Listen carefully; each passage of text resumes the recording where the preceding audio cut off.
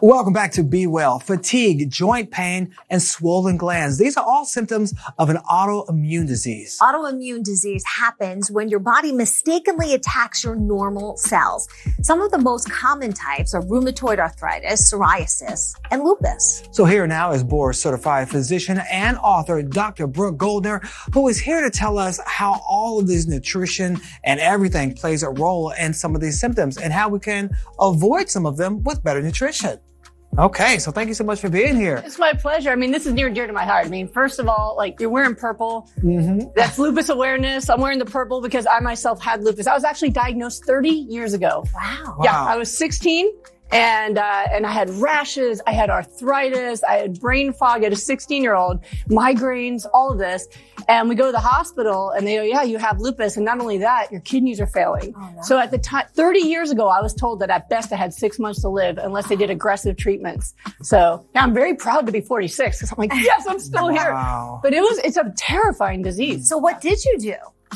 Oh, goodness. I was on 7 different medications a day orally. So I had high dose steroids for years, which dissolves your bones, but it suppresses the immune system from attacking you.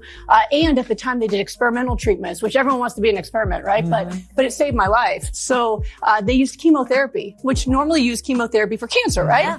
But the side effect of chemotherapy is it suppresses the immune system. That's why even before COVID, you saw people on chemotherapy wearing masks because they'll die of infections because their immune system doesn't work. Yeah. But with lupus or other autoimmune diseases, your immune system is attacking you. So they intentionally shut off my immune system with the steroids and the chemotherapy to see if they could stop it from destroying my kidneys. You know, it's like when you reboot your computer. They thought, what if we shut off the immune system and then turn it back on and see what happens? And so it did work. And I didn't have kidney failure, complete failure. I didn't end up on dialysis. Obviously, I didn't pass away. Yeah. But it was very hard. I mean, from 16 to 18, I was on chemotherapy, all these medicines, and just trying to finish high school. Wow. So has lupus, is it one of those diseases that can come back later in life if you get rid of it and it's never really gone? Or how does it work? So it's interesting. With autoimmune diseases as well as other diseases, your genetics kind of give you the possibilities for what can happen to you. Then your lifestyle is what determines which one of those manifest, right? So if you think of your family tree, there might be people who have heart disease, diabetes, cancer, autoimmune disease, right?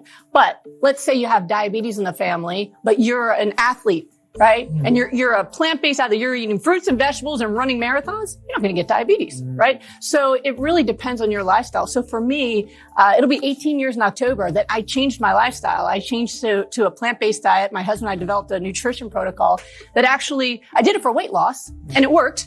But then I also lost the lupus. What are you not eating that I might be eating? That I'm probably eating. This is when they go to commercial, they're like, no. So for me, the biggest issue was dairy. Dairy is highly inflammatory. It turns out we're not supposed to be nursing past babyhood. And we were. So cheese is so good. You know what it is? It's highly addictive. Yeah, I was a cheese addict. And so one of the first things I do with my patients is I say, never use the L word love for things that are making you sick. So if you say, because we all want love, right? Yeah. I love my life. I love my health. I love feeling good. So I don't love cheese. Cheese was an addiction. As soon as you see something as an addiction, now you need an intervention. Right? So yeah, dairy products, animal products are highly inflammatory and they trigger disease from diabetes to heart disease to autoimmune disease. So taking that out of my life was a big thing. And then adding what I was missing. So, high amounts of vegetables. You know that I make those green smoothies. Smoothies are so he was talking about it before you came on. Yeah, well, it's an easy way to eat your vegetables. Most folks do not want to eat pounds of raw vegetables a day, but man, does it make you healthy. So I've taught people if you put the vegetables in a blender, and then you add like a handful of flax or chia, get those omega-3s that bring inflammation down. And then you add fruit for flavor, some water, blend it up. You can get yourself healthy through a straw.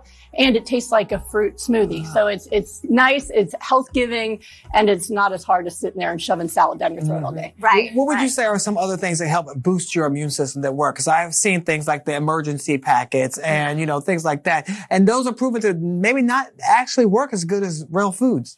Yeah, people tend to be very reductive when it comes to health. Like, I wonder what the main ingredient in that thing is that'll make me healthy. You need to eat that thing. So, for example, you want vitamin C. Broccoli has a lot of vitamin C and calcium and all these wonderful vitamins and minerals, but nobody wants to eat the broccoli. So they're like, let me put this packet. And it still has more than the tree part, the leafy part. Yeah, but broccoli, kale, all the cruciferous vegetables. So it's interesting. I found them to really help people get healthy I've been doing this for a long time. I've helped thousands of people around the world reverse autoimmune diseases, get off the transplant list for lungs, kidney, all by changing their diet, right? Wow. But, it's very hard for people to think about making those changes. But it's something that's possible. The other things that affect you are things like, your sleep.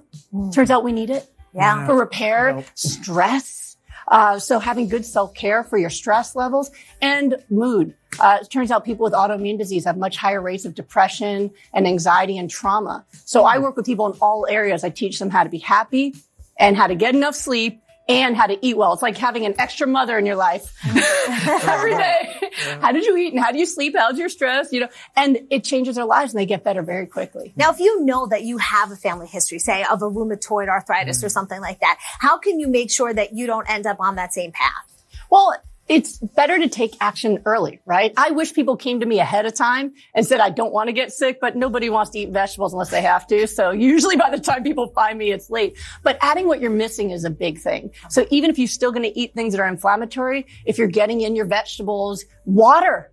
People are dehydrated, and being low in water, it not only messes up your immune system, but it makes you tired and constipated and gives you headaches. How many people are spending tons of money on drugs because they're tired, constipated with a headache, and they're just dehydrated? So drink your water, eat your vegetables, get good sleep, do things that make you feel happy and fulfilled, and that'll go a long way for keeping you healthy. Ooh, a lot of great advice. Hopefully people were taking notes about that. I need some water right now. I feel thirsty as soon as you said that. Thank you so much, Dr. Brooke Goldner, for joining us, author and board-certified physician. We appreciate you being here with those great tips. It was a pleasure.